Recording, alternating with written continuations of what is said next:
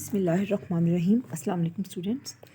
आज हम GIT को कंटिन्यू करेंगे और इसके अंदर जो हमने सबसे पहले जिसको स्टडी करना है वो क्या है, दैट इज़ फेरिंग्स टू स्टमक जो है हम आज इसको डिस्कस करेंगे। तो सबसे पहले फेरिंग्स की बात करें। फेरिंग्स जो है वो क्या होता है कि एक्चुअली ये एक कैविटी है जो कि बिहाइंड द माउथ होती है, यानी माउथ जो एक्चुअली जिसमें ओपन पार्ट में करेगा वो फेरिंग्स है। अब फेरिंग्स में क्या ख़ास बात है, फेरिंग्स एक्चुअली क्या है कि ये एक कॉमन पैसेजवे है दो आपके सिस्टम्स के लिए, एक रेस्पिरेटरी और एक डाइजेस्टिव सिस्टम। तो इसमें फेरिंग्स जो है इसके अंदर जो है ये एक तो मैंने भी बात की कि जो ये कैविटी है बिहाइंड द माउथ और दोनों की ओपनिंग्स हैं, यानी कि आपका रेस्पिरेटरी सिस्टम की भी और दूसरा जो है डाइजेस्टिव। अब इसमें जो है जब आपने जो हमने पीछे बात कर रहे थे ओरल कैविटी में कि क्या होता है कि जो आपकी जो मेस्टिकेशन का जब प्रोसेस होता है, आप च्यू करते हैं, आप मॉइस्चर करते हैं फूड को, तो हमारी टंग क्या करती है, हमारी टंग ये करती है कि उसको एक आपने देखा है खाते वक्त भी रोल कर रहे होते हैं उसको, तो बॉल लाइक मैस में उसको जो है वो एक बना देती है उसको हम बोलस कहते हैं। अब टंग क्या करेगी उसको कि जब आपको लगता है आपने ठीक ठाक चबा लिया है, उसके बाद क्या होता है कि वो उसको टंग क्या करती है कि उसको पुश कर देती है फेरिंग्स के अंदर। अब इतना पार्ट जो है ना कि जब हमारी टंग उसको फेरिंग्स में पुश कर रही है, ये तो है वॉलंटरी, ये हम अपनी मर्ज़ी से करते हैं। तो लेकिन जिस वक्त आपका जो फूड फेरिंग्स में चला जाता है ना, तो उसके बाद आपका इनवॉलंटरी एक्शन स्टार्ट हो जाता है। अब क्या होगा, अब होगा ये कि जो मसल्स रेज करते हैं, अब देखें कि यहाँ पर ये देखें कि इसके अंदर क्या होगा कि आप आई होप कि यहाँ पर देख सकते हैं, ये फिगर को ध्यान से देखें कि यहाँ पर ये आपका बोलस है, ये इस जगह पे, ठीक है।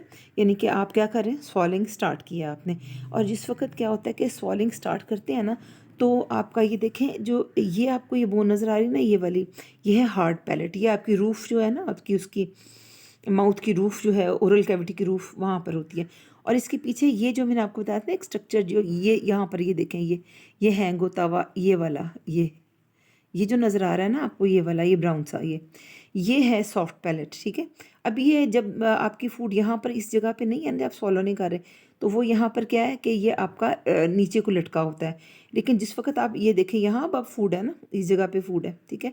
तो यहाँ जब आप करते हैं, जब इस वक्त यहाँ से गुजरने लगती है, तो ये क्या होता है कि मसल्स इसको जो है ना, ये हमारा सॉफ्ट पैलेट, इसको पीछे की तरफ रेस कर देते हैं। अब पीछे रेस करने की ज़रूरत क्या है, ज़रूरत यह है कि मैंने अभी आपको बताया था ना कि इसमें जो फेरिंग्स जो है इसमें ओपनिंग रेस्पिरेटरी सिस्टम की भी है, तो ऊपर की तरफ ये इसमें नेज़ल जो कैविटी है उसकी ओपनिंग है, और इसके ऊपर, ठीक है, और नीचे जो है वो लैरिंग्स और आगे ट्रेकिया, यानी कि आपका रेस्पिरेटरी सिस्टम। तो ख़तरा दोनों तरफ से है।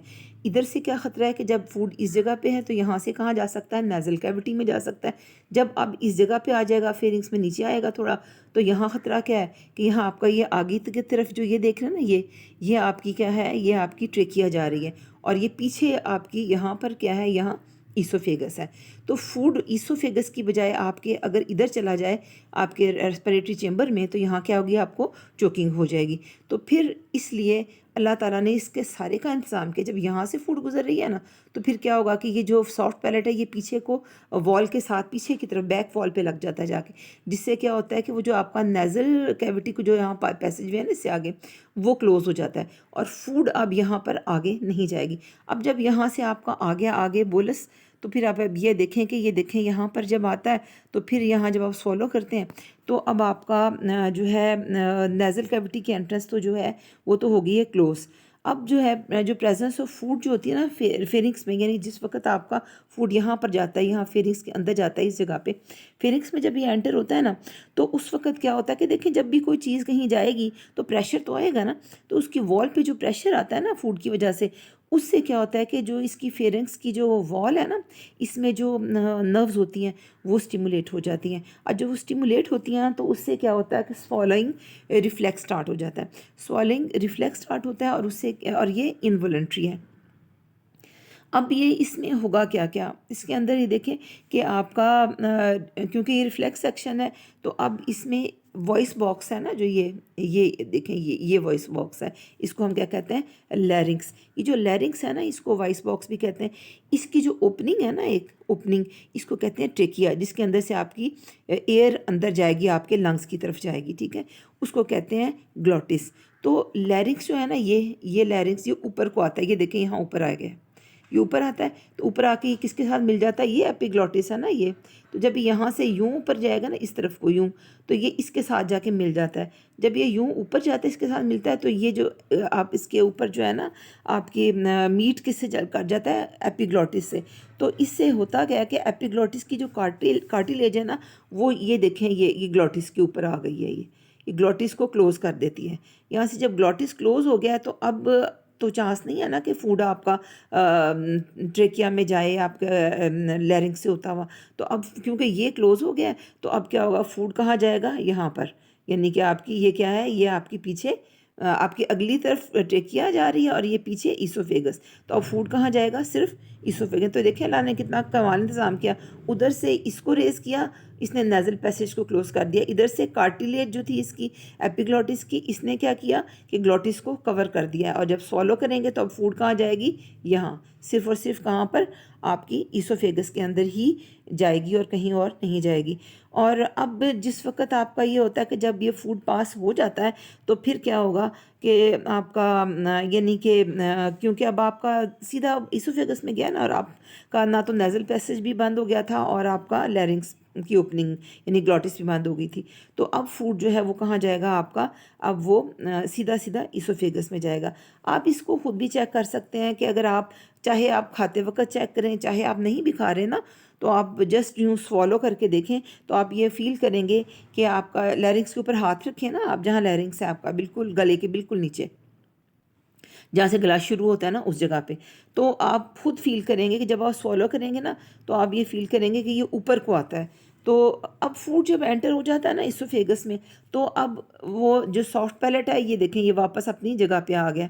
तो ये यहाँ से गुजर गया ना फूड, यहाँ से, तो ये क्या हुआ, सॉफ्ट पैलेट अपनी जगह पे आ गया। और जब ये फूड यहाँ से गुजर जाएगा इस जगह से, तो फिर क्या होगा कि ये एपिग्लॉटिस दोबारा अपनी शक्ल में आ जाएगा, और जिससे ग्लॉटिस जो कि ओपनिंग है लैरिंक्स की, वो भी ओपन हो जाएगी। तो इस तरह से क्या है कि हमारी जो है ये आपका जो है रिफ्लेक्स जो है, स्वॉलोइंग रिफ्लेक्स जिसे कहते हैं, वो आपका काम करता है। इसके बाद पेरिस्टाल्सिस आ जाता है। अब ये देखें कि पेरिस्टाल्सिस जो है, इसमें क्या होगा, इसके अंदर जो है ना आपकी वेव चलती है। वेव किसकी, आपकी रिलैक्सेशन ऑफ सर्कुलर मसल्स की। कहाँ, इन फ्रंट, यानी ये फूड है ना आपका, ये फूड है, अब इसके इन फ्रंट यानी यहाँ पर क्या होगा कि इस जगह देखिए आप, यहाँ डायलेट हुई वॉल नज़र आ रही है, यहाँ मिली हुई है ना, इधर डायलेट हुई है, डायलेट मीन्स कि फैली हुई है। तो ये जो ये जगह है ना कि इन फ्रंट ऑफ फूड है, आपके ये सर्कुलर मसल्स जो हैं वो क्या करते हैं, वो रिलैक्स कर जाते हैं, और पीछे की तरफ यानी कि जो बिहाइंड द फूड है, यानी कि यहाँ पर ये फूड है, इसके यहाँ पीछे, यहाँ पर बिहाइंड द फूड क्या होती है कि यहाँ पर स्ट्रॉन्ग कॉन्ट्रैक्शन होती है सर्कुलर मसल्स की, और जिसकी वजह से जो मैस ऑफ फूड है ना, वो आपका डाइजेस्टिव ट्रैक में क्या होगा कि प्रोपेल होगा। प्रोपेल मीन्स जैसे धक्का लगता है ना किसी चीज़ को, यानी यहाँ से ये रिलैक्स हुआ और यहाँ से सर्कुलर मसल्स क्या करेंगे, कॉन्ट्रैक्ट करेंगे। तो अब ये देखें कि ये क्या हुआ, फूड कहाँ आ गया है, अब यहाँ पर आ गया, ये डायलेट किए थे, अब वही काम दोबारा होगा। यानी कि जो इन फ्रंट ऑफ फूड है जो है आपके जो है ना आपके, ये देखें,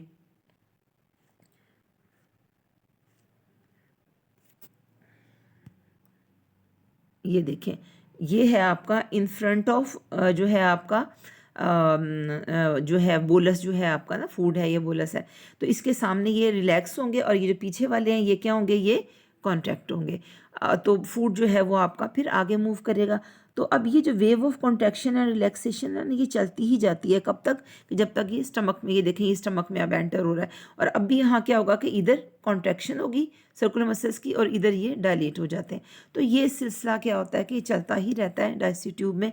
यानी कि क्या होगा कि जो इन फ्रंट ऑफ जो बोलस है, वो ये वाले सर्कुलर मसल्स ये रिलैक्स होते हैं, और ये जो बिहाइंड द सर्कुलर मसल्स है, सॉरी द बोलस है, ये क्या होंगे, ये स्ट्रॉन्ग कॉन्ट्रैक्शन इनमें होती है, और उससे क्या होता है कि ये आपका फूड आगे आगे प्रोपेल होता जाता है डाइजेस्टिव ट्रैक्ट के अंदर। और ये भी याद रखें कि ये सिर्फ यहाँ पर नहीं, इसोफेगस में नहीं है, ये एक्चुअली आपकी माउथ टू एनस जो है ना पेरिस्टाल्टिक मूवमेंट्स होती हैं, जिनकी वजह से आपकी फूड आगे आगे जो है ये मूव करती ही रहती है। तो फूड जहाँ पर जिस जगह फूड होगी, जैसे यहाँ है, तो इस जगह के ऊपर क्या होता है कि आपकी जो ट्यूब वॉल जो होती है वो एक्सपेंड कर जाती है।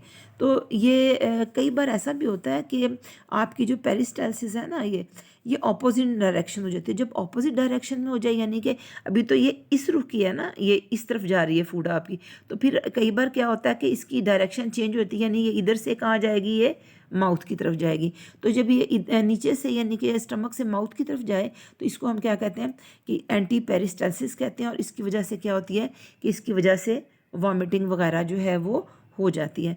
इसके बाद जो है हमारा नेक्स्ट है इसोफेगस। इसोफेगस के लिए हम वापस इसी के ऊपर आते हैं फिगर पे। ये देखें कि यहाँ ये जो आपको ये दिखाई है ना, ये वाली जो है ये आपकी ये इसोफेगस ही है। अब ये शुरू कहाँ से होती है, इसोफेगस जो है ना ये आपकी एक्सटेंड कहाँ से करती है, फेरिंक्स से स्टमक तक। तो ये देखें ये यहाँ ये जैसे यहाँ था, यहाँ पर इस जगह पे यहाँ फेरिंक्स उसकी जो है ना बेस ऑफ फेरिंक्स, जो बेस ऑफ फेरिंक्स का क्या मतलब है कि जहाँ फेरिंक्स ख़त्म हो रहा है, जो उसका लास्ट पार्ट है वहाँ से शुरू होगी। और ये डिसेंड किसके साथ करती है, जब पीछे मैं आपको दिखा रही थी ना ट्रेकिया के पीछे पीछे ये डिसेंड करेगी। और यहाँ से ये क्या होता है कि जब ये डायाफ्राम तक पहुँचती है तो उसको पेनिट्रेट करके ये किसके साथ कंटिन्यूस हुई थी, स्टमक। तो यहाँ आप ये देख सकते हैं, ये देखें ये स्टमक है, ठीक है। तो ये इसके साथ ये कॉन्टीन्यूस है। तो यहाँ से एक इसमें एंटर हो जाए, ये इसकी यहाँ तक एक्सटेंड कर रही है, यानी कि बेस ऑफ फेरिंग से कहाँ तक जा रही है, ये टू द स्टमक वहाँ तक जा रही है। इसके बाद जो है वो आपका इम्पॉर्टेंट पार्ट जो आ जाता है वो क्या है, दैट इज़ स्टमक। अब ये देखें कि स्टमक जो है ना, अभी तक ये देखें ये जो आपको जो पोर्शन नज़र आ रहा है ना, ये जो है ये आपका ये क्या है, ये आपका इसोफेगस ही आ रही है, देखें। और ये अब एंटर किस में हो रही है, ये यहाँ से, ये देखें ये यहाँ से ये स्टमक के अंदर। तो इसोफेगस जो है ना इससे आगे स्टमक स्टार्ट हो गया है। अब ये एनलार्ज्ड है, वो आप देखें कि वो ट्यूब लाइक थी, ये एनलार्ज है। अब देखें कि अगर आप फंक्शन की बात करें ना इसोफेगस, तो जस्ट एक पैसेज वे है, इसका कोई भी फंक्शन अपना नहीं है। हाँ, क्योंकि अब कुछ और यहाँ हो नहीं रहा, तो वो जो ऑलरेडी आपका ओरल कैविटी में याद है ना जब फूड थी, तो वहाँ पर आपका क्या था, वहाँ पे कार्बोहाइड्रेट डाइजेस्ट हो रहे थे, तो वो काम होता रहता है जब तक ये स्टमक में ना आ जाए। तो ये आपका ओरल कैविटी में जो था काम, यानी कि डाइजेशन ऑफ कार्बोहाइड्रेट्स, वो होती रहेगी। और इसके बाद ये एंटर स्टमक में हो जाती है। स्टमक को देखें ये एनलार्ज्ड है, ये एनलार्ज सेगमेंट है इसका डाइजेस्टिव ट्रैक का। और ये होता किधर है कि वो जो आपकी एब्डोमिन है ना, उसके लेफ़्ट सुपीरियर पार्ट में, यानी बिल्कुल जहाँ रिब्स ख़त्म होती है ना उसके बिल्कुल नीचे। तो ये लेफ़्ट सुपीरियर पार्ट जो है ना एब्डोमिन का, वहाँ पर है। और बिल्कुल डायाफ्राम के बिल्कुल नीचे जहाँ आपकी रिब्स ख़त्म हो रही हैं, डायाफ्राम है, और उससे नीचे ये पड़ा होता है। अब ये आम तौर पे जब ये खाली होता है ना, ये देख जैसे यहाँ पर आप ये देख सकते हैं, तो ये देखें इसकी शेप, ये इस तरह से, ये लाइक दिस, तो ये शेप बनता है। तो स्टमक जो है ये कॉन्टीन्यूस किसके साथ है, देखें एंटीरियल, देखें एंटीरियल मीन्स कि जहाँ से शुरू होता है। तो ये देखें यहाँ पर क्या है, ये क्या है, ये इसोफेगस के साथ। और अब इस साइड पे अगर देखें पोस्टीरियरली देखें तो ये किसके साथ है, स्मॉल इंटेस्टाइन, यानी यहाँ से ये क्या शुरू हो जाएगी, ये वाली क्या है, ये स्मॉल इंटेस्टाइन स्टार्ट हो जाती है। तो पोस्टीरियरली जो है एम्प्टी किस में करता है, स्मॉल इंटेस्टाइन में। अब जो ओपनिंग जो होती है ना इसोफेगस से स्टमक में, ये देख रहे हैं ये ओपनिंग है ना, ये वाली ये, तो इसको हम क्या कहते हैं, कार्डियक ओपनिंग। कार्डियक क्यों कह रहे हैं, क्योंकि ये क्लोज टू द जो है ना हार्ट होती है, यानी हार्ट से करीब होती है। अब कार्डियक स्फिंक्टर जो है ना, यहाँ पर देखेंगे, ये देख रहे हैं, ये इसके इर्द गिर्द यहाँ पर ये मसल्स हैं, इनको कहते हैं स्फिंक्टर मसल्स, और इसको कार्डियक स्फिंक्टर कहेंगे। अभी जो कार्डियक स्फिंक्टर है ना, ये सराउंड करता है कार्डियक ओपनिंग को। अब देखिए कि स्फिंक्टर मसल्स होते क्या हैं। स्फिंक्टर मसल्स सिर्फ यहाँ ही नहीं है, स्फिंक्टर मसल्स आपकी बॉडी में हर उस जगह है जहाँ किसी चीज़ को आप होल्ड करना चाहते हैं, आप नहीं चाहते कि वो अपने आप ही मूव करती जाए। तो sphincter muscles actually ring shaped muscles होते हैं, और ये क्या करते हैं, ये रिलैक्स भी कर सकते हैं, टाइटन भी। आपको पता है कि जब मसल्स रिलैक्स करते हैं तो वो डायलेट कर जाते हैं, यानी कि वो फैल जाते हैं, और जब वो कॉन्ट्रैक्ट करते हैं तो वो टाइटन हो जाते हैं या उनका साइज़ कम हो जाता है। अब जब ये रिलैक्स करेंगे तो ये जो ओपनिंग ये वाली है ये क्या होगी, ये ओपन हो जाएगी। और जिस वक्त क्या होंगे कि कांटेक्ट करेंगे तो फिर क्या होगा कि ये ओपनिंग क्लोज हो जाती है। तो इस तरह से ये कार्डी आपके जहाँ पर भी हो स्फिंक्टर मसल्स ये इसी तरह से काम करते हैं। अब इसका जो हम देखें कि लार्जेस्ट पार्ट ये देख रहे हैं यहाँ से लेके ये सारा, ये क्या है लार्जेस्ट पार्ट ऑफ स्टमक, इसको हम बॉडी कहते हैं। और अगर आप ही थोड़ा सा गौर करें कि ये जो बॉडी है ये यहाँ से जब हम इधर जा रहे हैं तो ये नैरो होती जा रही है। अब ये नैरो होती जा रही है तो यहाँ पर ये इस जगह पे यहाँ पर ये क्या बना रही है, यहाँ पर ये आपका पाइलोरिक जो है वो ओपनिंग बनेगी। और इसके भी इर्द गिर्द स्फिंक्टर मसल्स हैं, यहाँ पर ये देख रहे हैं ये सारे इसके इर्द गिर्द यूँ सर्कुलर है ना ये मसल्स, ये यूँ इसके इर्द गिर्द प्रेजेंट है। तो ये जो है पाइलोरिक स्फिंक्टर है। पाइलोरिक स्फिंक्टर जो है अब जो है यहाँ से आगे क्या है आपकी जो ओपनिंग जो है ये जो है ये पाइलोरिक ओपनिंग है ये किस में जाएगी, अब ये देखें आगे ये क्या शुरू हो गई है, ये आपकी स्मॉल इंटेस्टाइन जो है वो यहाँ से स्टार्ट हो जाती है। इसके बाद जो है वो हमने नेक्स्ट जो है वो क्या है आपके पास स्टमक वॉल है।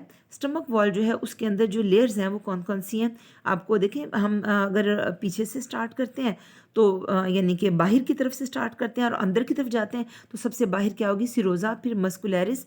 मस्कुलरिस में 3 लेयर्स हैं। सबसे पहले क्या है ये आउटर सबसे बाहर में जो है वो लॉन्गिट्यूडिनल है और उसके जो है बाद ये आप देख सकते हैं मिडल लेयर सर्कुलर, और ये जो थर्ड है ये कौन सी है, ये आपकी इनर ऑब्लिक लेयर, इससे अंदर सब म्यूकोजा और फिर म्यूकोजा। तो इसके लिए हम दोबारा से ज़रा फिगर पे चलें, ये देखें यहाँ पर आपका जो है ना ये सबसे बाहर ये देखें ये क्या है, ये वाली ये सिरोजा है। और ये देखें ये वाली ये लॉन्गिट्यूडिनल लेयर है। लॉन्गिट्यूडिनल मीन्स के इसमें जो आपके जो मसल्स हैं ना फाइबर्स वो इस तरह रन करेंगे ऐसे लेंथ वाइज यूँ, और ये लॉन्गिट्यूडिनल। और इसके बाद ये देखें ये सर्कुलर है, इसके अंदर कैसे इस तरह से लाइक दिस, इस तरह से जो है आपके यानी कि इस तरह सर्कुलर मसल्स हैं तो ये इस तरह से होंगे। और इसके अंदर इसके भी अंदर जो है ये वाली आपकी ये क्या ऑब्लिक। ऑब्लिक का क्या मतलब है कि ये अब ये इस तरह पड़े हुए हैं, ऑब्लिक मीन्स ये तिरछे पड़े हैं स्लांटिंग पोजीशन में। और इससे अंदर जाएं तो फिर आपकी ये जो ये आप देख रहे हैं ये क्या है, ये वाली ये सब म्यूकोजा, और इससे अंदर जो सबसे इनर मोस्ट है ये क्या है, ये म्यूकोजा। तो ये जो है इसकी स्टमक की जो है वो लेयर्स हैं। इसके बाद देखें कि यहाँ पर भी आप देख सकते हैं ये जो आप देख रहे हैं ना सबसे बाहर की तरफ ये सिरोजा है, ठीक है। इसके बाद ये लॉन्गिट्यूडिनल, ये सर्कुलर और ये ऑब्लिक, ये लेयर्स हैं इसके अंदर। अब ये तो स्टमक वॉल जो है इसकी लेयर्स हो गई।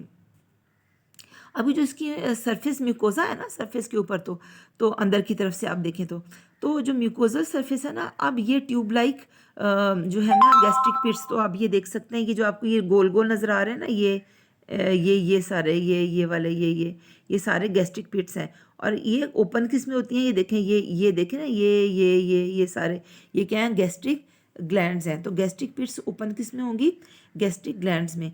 अब इसके अंदर जो है ना हमारे पास क्या है, एपिथेलियल सेल्स हैं।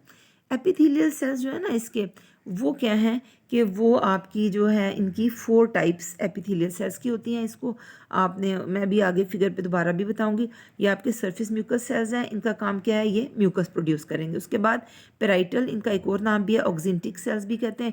ये क्या होता है, इनके अंदर जो है वो क्या होगा, 2 चीज़ें बनाएंगे। ये क्या करते हैं आपका HCl और इंट्रिंसिक फैक्टर। इसके बाद चीफ और जाइमोजेनिक सेल्स हैं ये वाले, ये क्या बनाते हैं, पेप्सिनोजिन। और फिर इसके बाद एंडोक्राइन सेल्स हैं, वो क्या बनाएंगे, वो गैस्ट्रिन बनाएंगे। अब ज़रा इसके ऊपर दोबारा से आएँ, ये देखें इसके ऊपर आप लिख भी लें, आपको फिर उसको याद करना ज़्यादा आसान हो जाएगा। तो हमने किन किन सेल्स की बात की, हमने जो है वो सबसे पहले जो था वो हमने एक एक करके बात कर लेते हैं। सरफेस म्यूकस सेल्स हैं, वो तो क्या बनाएंगे, वो हमने यहीं बात कर ली थी, वो म्यूकस बनाएंगे और इसको भी लाइन करते हैं, गैस्ट्रिक पिट को भी लाइन करते हैं। इसके बाद आप ये देख रहे हैं ये वाले दीज वंस, ये क्या है, ये पेराइटल और पेराइटल सेल्स हैं। इनको क्या कहते हैं, इनको हम ऑक्जेंटिक सेल्स भी कहते हैं। काम इनका क्या है, 2 चीज़ें बनाएंगे।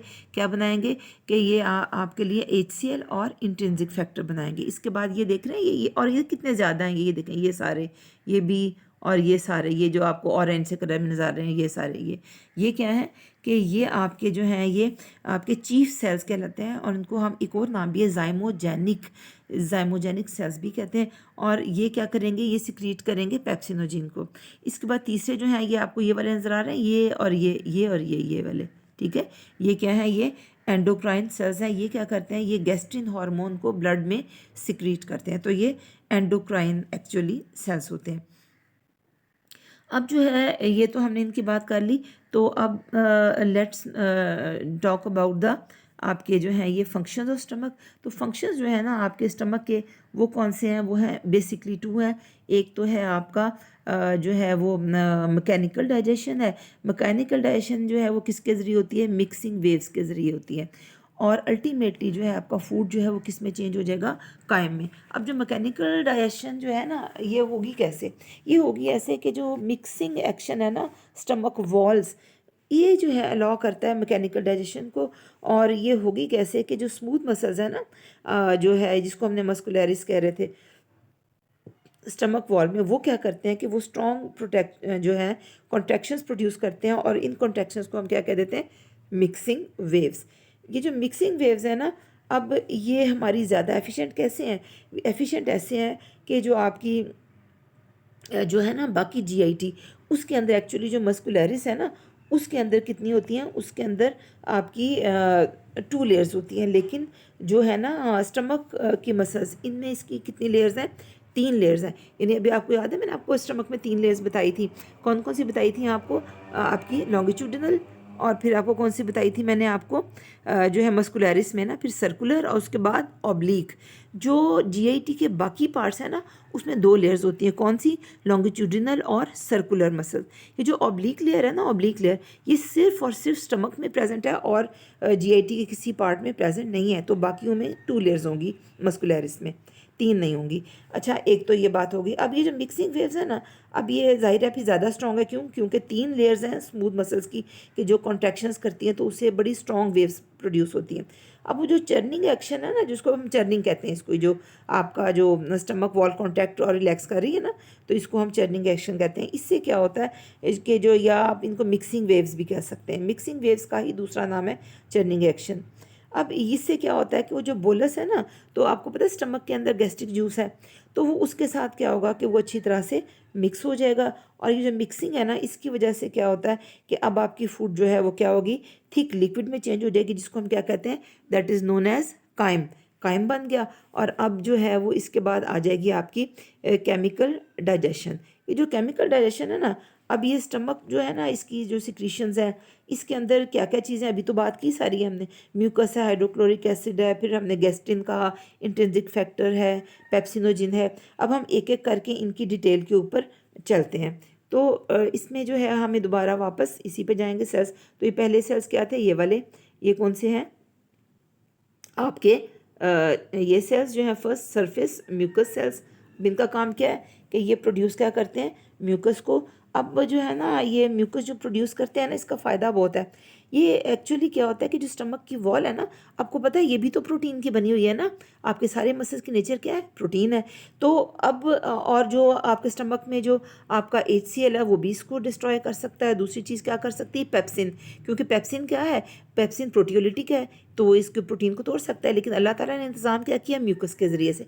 तो म्यूकस क्या करता है, एक थिक लेयर बना देता है और वो इसको लुब्रिकेट भी करेगी, और जो एपिथेलियल सेल्स हैं स्टमक के, स्टमक वॉल में, उनको प्रोटेक्ट भी करेगी इन दोनों के डैमेजिंग इफेक्ट से। यानी कि एसिडिक काइम जो है वो आपका उससे, उसमें भी, उससे भी, और दूसरा पेप्सिन। देखिए जो है एसिडिक काइम जो है ना, यानी कि जो आपका वो उसको डिस्ट्रॉय कर सकता है। लेकिन जो म्यूकस है ना, इसकी अपनी नेचर क्या है, ये जो म्यूकस है ना, ये खुद विस्कस भी होता है, यानी गाढ़ा सा भी होता है। और दूसरा इसमें क्या बात है, ये एल्कलाइन है। ये क्या करेगा कि HCl, देखिए एक सवाल आता है ना कि जो स्टमक जो है उसमें पेप्सिन है ना, उसका काम क्या है, उसका ये काम है प्रोटीन को डाइजेस्ट करना। तो यहाँ एक क्वेश्चन तो ज़हन में आता है ना कि जो आपकी प्रोटीन है वॉल में, वो भी तो डाइजेस्ट हो सकती है ना, क्योंकि जो आपकी स्टमक वॉल है वो भी प्रोटीन की बनी हुई है, तो सेल्फ डाइजेशन क्यों नहीं का हो जाती। तो ये सेल्फ डाइजेशन से ये दो चीज़ें ही बचाएंगी। म्यूकस की थिक लेयर इसके ऊपर बनी हुई है ना, तो एक तो दो काम ये करता है। एक तो जो HCl को, क्योंकि एल्कलाइन है म्यूकस, तो ये HCl को न्यूट्रलाइज करता रहता है। दूसरा जो चीज़ जो है वो क्या काम होता है कि वो जो आपका जो है ना पेप्सिन, उसको ये क्या करेगा कि इसकी वॉल के साथ इन कांटेक्ट नहीं आने देता। तो इस तरह से क्या होता है कि स्टमक वॉल जो है इसके डैमेजिंग इफ़ेक्ट जो है वो उससे क्या होता है कि वो बच जाती है। अब दूसरा जो है वो आ जाते हैं, वो कौन से हैं, ये वाले आपके पेराइटल सेल्स। पेराइटल सेल्स का एक और नाम भी है, ऑक्जेंटिंग सेल्स भी कहते हैं। अब ये जो है ना ये क्या करते हैं कि ये आपके पाइलोरिक रीजन जो है ना आपका स्टमक का, वहाँ पर ख़ास तौर पर प्रेजेंट है। और ये सिक्रीट, अभी जो पहले भी आपको बताया था, दो चीज़ें, इंट्रिंसिक फैक्टर और दूसरा क्या है, कॉन्सेंट्रेटेड सोल्यूशन जो है हाइड्रोक्लोरिक एसिड का बनाएंगे। इंट्रिंसिक फैक्टर जो है ना, अब इसका काम क्या है। इंट्रिंसिक फैक्टर असल में ये खुद क्या है, ये ग्लाइकोप्रोटीन होता है और ये क्या करेगा कि ये बाइंड कर जाता है विटामिन B12 के साथ, और क्या करता है कि वो जो विटामिन B12 है ना, इसकी जो एब्जॉर्प्शन जो है ना, इसको बढ़ा देता है। यानी जब इसने एब्जॉर्प्शन जानी है इलियम में होके, यहाँ नहीं एब्जॉर्प्शन होनी, तो जब इलियम में जाता है ना, क्योंकि इसके साथ बाइंड हुआ हुआ है इंट्रिंसिक फैक्टर विटामिन B12 के साथ, तो उसकी जो होती है ना, आप समझ लें कि एब्जॉर्प्शन उसको ये आसान बना देता है। इसके बाद हाइड्रोक्लोरिक एसिड जो है ना, ये क्या है कि अब एसिड है ना, तो जाहिर एसिड जो होते हैं उनकी pH कैसी होती है, लो। अब होगा क्या फ़ायदा कि इससे ये होता है कि नॉर्मली जो है ना इसकी जो pH वो 1 से 3 तक होती है, लेकिन ज़्यादातर ये क्लोज टू 2 रहती है। अब जो है ना हाइड्रोक्लोरिक एसिड जो कि आपका स्टमक में सिक्रीट हो रहा है, इसमें क्या होता है कि इसका डाइजेस्टिव इफेक्ट कोई इतना ज़्यादा नहीं है, माइनर डाइजेस्टिव इफेक्ट है फूड के ऊपर। लेकिन जब जो मेन फंक्शंस की अगर हम बात करें ना, वो कौन से, फर्स्ट फंक्शन, फर्स्ट क्या है कि ये क्या करता है कि ये बैक्टीरिया जो है ना उनको, जो कि देखिए हम जो भी चीज़ें खाते हैं, आप ये ना समझें कि उसका कोई बैक्टीरिया नहीं होते, तो जो भी हम चीज़ें खाते हैं उनका जो बैक्टीरिया होते हैं ना, ये क्या करता है, ये उनको किल कर देता है। दूसरी चीज़ जो है वो, क्योंकि pH देखें ना स्टमक की लो है, तो उससे क्या होगा कि आपको याद है हमने स्लाइवरी माइलेज की जो pH बताई थी स्लाइवा में, वो की थी 6 to 7 थी। तो यहाँ पर क्या है, यहाँ pH तो 1 to 3 है और क्लोज टू 2 रहती है, तो उससे क्या होगा कि अब जो स्लाइवरी माइलेज है ना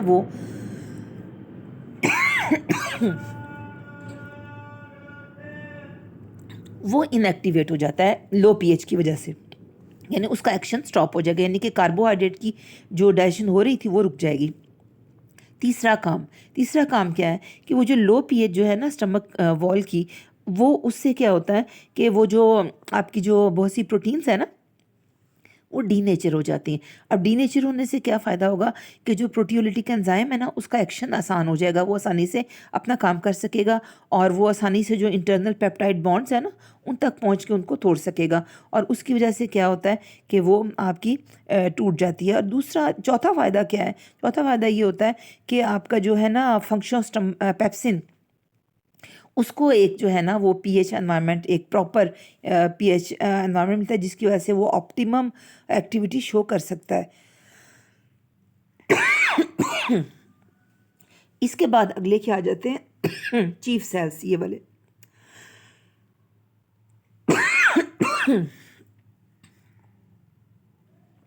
चीफ सेल जो है ना, अब इसमें जो है ना क्या होगा कि इनका काम क्या है, ये इनएक्टिव पेप्सिनोजिन सिक्रीट करते हैं। अब ये इनएक्टिव फॉर्म में क्यों सिक्रीट हो रहा है, वजह क्या है, इसलिए कि अगर ये एक्टिव फॉर्म में होगा तो ये तो जो सेल इसको सिक्रीट कर रही है तो उनको ही डाइजेस्ट कर देगा। तो इसलिए इंतज़ाम अल्लाह ने क्या किया कि इसको इनएक्टिव फॉर्म यानी कि पेप्सिनोजिन की शक्ल में सिक्रीट करता है। जो पेप्सिनोजिन जो है ना, वो क्या होता है कि जब बनता है ना, तो ये जाइमोजिन छोटे छोटे से ग्रैन्यूल्स होते हैं, उन्हें हम कहते हैं जाइमोजिन ग्रैन्यूल्स। और आपको समझ आई कि हम चीफ सेल्स को जाइमोजेनिक क्यों कहते हैं। जाइमोजेनिक इसीलिए कहते हैं कि जाइमोजेनिक का इसका मतलब क्या है कि जाइमोजिन प्रोड्यूसिंग। तो जाइमोजिन ग्रैन्यूल्स की शक्ल में ये बनेगा, और फिर क्या होगा, ये रिलीज़ कैसे होता है, एक्सोसाइटोसिस होगी। तो जब पेप्सिनोजिन जो है ना सिक्रीशन जब स्टिमुलेट होती है, तो उस वक्त क्या होता है कि जाइमोजिन ग्रैन्यूल्स की शक्ल में पेप्सिनोजिन जो है ना एक्सोसाइटोसिस के ज़रिए से रिलीज़ हो जाता है। अब एक बार जब पेप्सिनोजन एंटर हो जाता है ना ल्यूमन में, स्टमक की, ल्यूमन मीन्स कैविटी, तो फिर क्या होगा कि वो कन्वर्ट किस में हो जाता है, पेप्सिन में। अब पेप्सिन में जो कन्वर्जन है ना, वो दो चीज़ें करती हैं। वो दो चीज़ें कौन सी हैं? एक है हाइड्रोक्लोरिक एसिड, और दूसरा क्या है कि जो पहले से ही कोई अगर पेप्सिन के मॉलिक्यूल्स प्रेजेंट है ना, तो वो भी इसको कन्वर्ट कर सकते हैं पेप्सिन में। अब पेप्सिन जो है ये क्या करता है कि ये ऑप्टिमम एंजाइमेटिक एक्टिविटी जो इसकी है ना, वो 3 या इससे कम पे, तो अभी तो हम बात कर रहे थे कि इसकी क्लोज टू 2 रहती है, यानी कि ऑप्टिमम एक्टिविटी जो है उसके लिए एनवायरनमेंट यहाँ प्रेजेंट है। तो पेप्सिन क्या करेगा कि अपनी एक्टिविटी को शो करेगा और कैटालाइज कर देगा किसको, कि जो आपको पता है ना प्रोटीन जो है किससे मिलके बनी होती है, अमीनो एसिड से मिलके बनी है ना। तो उससे क्या होगा कि ये उसमें क्या करेगा कि वो जो पेप्टाइड जो बॉन्ड्स हैं ना उनको ये ब्रेक कर देता है, जिससे क्या होगा कि उसकी छोटी छोटी सी पेप्टाइड चेन्स बन जाती हैं। So this was all about the chemical digestion, and that's all for today.